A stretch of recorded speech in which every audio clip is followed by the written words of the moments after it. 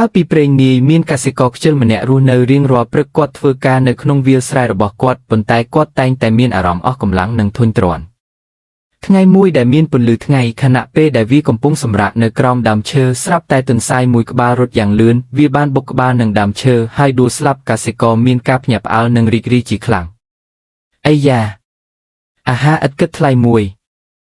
គាត់ស្រែកឡើងគាត់បានយកទន្សាយទៅផ្ទះហើយចម្អិនអាហារពេលល្ងាចដ៏ឈ្ងុយឆ្ងាញ់មួយចាប់ពីថ្ងៃនោះមកកសិករលែងចង់ធ្វើការនៅវាលស្រែទៀតហើយ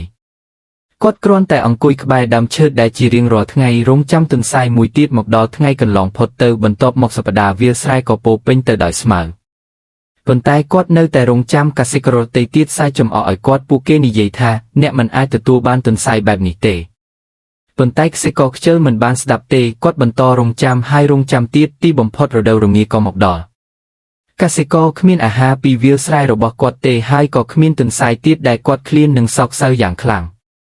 គាត់បានរៀនមេរៀនមួយគ្មានអ្វីដែលហៅថាអាហារថ្ងៃត្រង់ឥតគិតថ្លៃនោះទេអ្នកត្រូវតែខិតខំធ្វើការដើម្បីទទួលបានអ្វីដែលអ្នកចង់បាន